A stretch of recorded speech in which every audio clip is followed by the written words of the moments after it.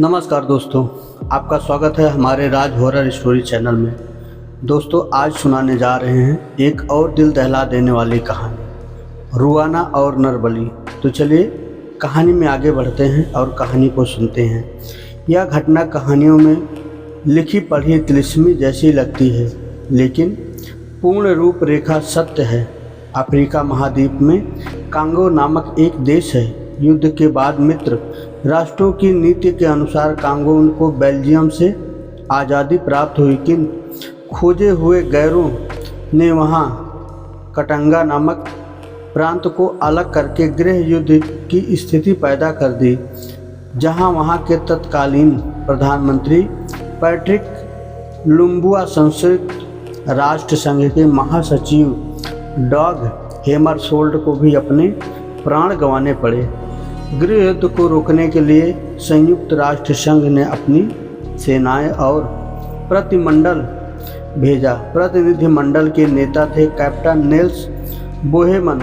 Nails को अपनी यात्रा के दौरान कांगो के घने और भयंकर जंगलों के बीच से गुजरना पड़ा। संयोगवश एक स्थान पर वे बाकटू लोगों के नरभक्षी कबीले की चपेट में आ गए। नेल्स का अपहरण करके उन्हें उस स्थान पर पहुंचा दिया गया जहां बाकटुक कबीले के लोग नरबलि चढ़ाने के लिए उत्सव मनाया करते थे। 50 वाकटुक लोग उन्हें घेर कर खड़े थे। वे लोग शराब के नशे में मदहोश होकर झूमने लगे। नेल्स ने अनुमान लगा लिया कि अब उनका अंत निश्चय निकट आ गया है और वे काल के गाल में जाने वाले हैं। बाकटुक कबीले के लोगों ने उन्हें बुरी तरह से बांध दिया। उन्हें अपने बचाव का कोई भी मार्ग नहीं सूझ रहा था, क्योंकि उनके सुरक्षा अधिकारी पीछे छूट चुके थे। तभी वहां एक गौरवमयी नवयुवती को उन्होंने झूमते हुए आते देखा।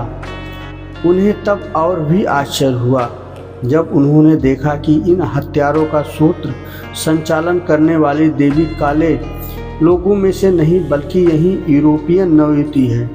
उसका नाम बाद में ज्ञात हुआ रुआना था। नल्स बोहेमन ने साहस बटोरा और देवी रुआना से बातचीत करने का सलाइका बिठाया। जैसे तैसे देवी रुआना कप्तान साहब से बात करने के लिए सहमत हुई। उसने उनके प्रश्नों का उत्तर देते हुए बताया, मैं अभी तक कुंवारी हूँ। मेरा नाम जंगली है और मैं फ्रेंच हूँ। मेरा असली फ्रेंच नाम जानेटी फ्रेवे है। उसने आगे बताया, मैं जब लगभग 14 वर्ष की थी तो मैं अपने माता पिता के साथ कांगो की सैर के लिए आई थी। हम सभी लोग एक नाव में बैठे थे। कांगो नदी की सैर के दौरान नाव के उलट जाने से माता पिता दोनों ही नदी में डूब गए और मैं बेहोशी की अवस्था में नदी के तट पर पड़ी थी। संयोगवश अनेकों काले सांप मेरे शरीर पर लिपट गए थे। तभी वहाँ पर वाकटू कबीले के लोग आ पहुँचे। मेरे सांपों से लिपटे होने तथा मेरे गौरवर्ण और साहसी समझे जाने के कारण उन्होंने मुझे अपनी गोद देवी मान लिया। सांपों को इन लोगों ने अपने तरीके से मेरे शरीर से अलग कर दिया। मैं बच गई और इस कबीले के गरिमा युक्त देवी भी बन गई। मैं इन लोगों की देवी तो बन गई, किंतु मुझे अपनी इच्छा के विरुद्ध इन्हीं के रीति रिवाज अपनाने पड़े, क्योंकि जान बचाने का और कोई भी तरीका मुझे नहीं नज़र आया। मैं भाग भी नहीं सकती थी, यद्यपि मैंने भागने के काफ़ी प्रयत्न किए। शुरू में तो इन लोगों के कृत्यों से मुझे काफ़ी घबराहट होती थी, किंतु वातावरण को समझकर मैंने नरबलियों की अभ्यस्तता को हो गई। अब तो जब भी कि मेरे सामने कोई नरबलि के लिए लाया जाता है तो मुझे बड़ा ही आनंद आता है। मैं यह अच्छी तरह से जानती हूँ कि मनुष्य का जीवन बेशकीमती होता है, किंतु अब मैं उसे टाल नहीं सकती। मुझे नरबलि प्रथा एक अत्यंत हृदय स्पर्शी तथा मनोरंजन के साथ परिपूर्ण कार्य लगता है। अब मैं कहीं भी नहीं जाना चाहती। मुझे अपनी इस स्थिति में रहने में कोई घबराहट नहीं है। साथ ही मैं नरबलियों की अभ्यस्त भी हो चुकी हूँ। कैप्टन बोहेमन को देवी रुआना की बातों से बड़ा आश्चर्य हुआ। साथ ही उन्हें ऐसा लगा कि शायद देवी रुआना उन्हें सभ्य गौरवण का होने तथा राष्ट्रसंघ प्रेक्षक होने के कारण बख्श देगी और वे उनके प्राणों की भिक्षा मांग सकेंगे। कैप्टन ने अनेकों प्रयास किए देवी रुआना से प्राणों की भिक्षा मांगने के, किंतु उनके सारे प्रयास असफल हो गए। रुआना नरबलि के पश्चात सरदार को अपनी आज्ञा सुना चुकी थी। रुआना के मन में इस गोरे सभ्य व्यक्ति के प्रति जरा भी दया या मोह जैसा कोई अंकुर तक ना फूटा, क्योंकि उसका मन पूर्णतः जंगली और बर्बर बन चुका था। अब कप्तान ने मृत्यु से छुटकारा पाने के लिए अपना अंतिम प्रयास किया और वे किसी प्रकार अपनी पिस्तौल संभालने में सफल हो गए। उन्होंने रुआना की ओर अपनी पिस्तौल से गोली चलाई और रुआना को मार डाला। वहाँ लोगों में हलचल मच गई और वे भाग खड़े हुए। इस प्रकार फ्रेंच सुंदरी रुआना के काल जाल से कप्तान बोहेमान को मुक्ति मिली। तो दोस्तों, ये रही रुआना और नरबलि की कहानी। इसी में एक कहानी और सुनाते हैं, एक डोल की सच्ची कहानी। यह कहानी शुरू होती है सन 1918 से। इसी साल एक अमेरिकी राइटर जो बच्चों की कहानियाँ और कॉमिक्स लिखते थे, उन्होंने सबसे पहले इस डोल का जिक्र अपनी किताब रेडी ऑन में किया है। इस किताब में उन्होंने अपनी साथ हुई एक सच्ची घटना के बारे में बताया था। वह लिखते थे कि एक बार वह अपने घर के बैकयार्ड में टहल रहे थे, तभी उनको यह डोल पड़ी हुई मिली। उन्होंने कभी भी पहले ऐसी डोल को अपने घर के आसपास नहीं देखा था, इसलिए उन्होंने अपने पड़ोसियों से पूछा कि कहीं ये डोल उनकी तो नहीं, लेकिन उन्होंने इनकार कर दिया। उन्होंने डोल के बारे में ज़्यादा नहीं सोचा और डोल को अपनी बेटी को दे दिया। वह डोल को लेकर देखकर बहुत खुश थी। वह उसके साथ हर रोज़ खेलने लगी। खेलते खेलते उसको डोल के साथ इतना लगाव हो गया कि वह डोल को एक पल के लिए भी अकेला नहीं छोड़ती थी। वह घर में बैठी अकेली उसके साथ ज़्यादा समय बिताने लगी और बातें करने लगी। उसके पिता को उसकी चिंता होती, लेकिन वो बच्ची समझकर उसे नज़रअंदाज कर देते। लेकिन जब वह 13 साल की हुई तब वह गंभीर बीमारी से पीड़ित हो गई। इलाज के लिए उसे वैक्सीन दे दी गई, लेकिन उसका उल्टा ही प्रभाव हो गया, जिसकी वजह से उसकी मौत हो गई। लेकिन अजीब बात यह थी कि जिस तरह यह डोल रहस्यमय तरीके से उनके घर में आई थी, उसी प्रकार ठीक वह गायब हो गई। यह कहानी लोगों में बहुत प्रसिद्ध हो गई। इसके बाद वह डोल कई सालों तक कहीं भी नज़र नहीं आई। धीरे धीरे लोग इसे भूल गए, लेकिन 1970 में यह डोल हॉबी स्टोर नाम की एक दुकान में नज़र आई। एक दिन किसी महिला को वह डॉल पसंद आ गई और उसने यह डोल खरीद ली। उस महिला को यह बिल्कुल भी अंदाज़ा नहीं था कि यह डोल भूतिया है, लेकिन उसने यह डोल अपनी बेटी डोना को उसके जन्मदिन पर देने के लिए खरीद लिया था।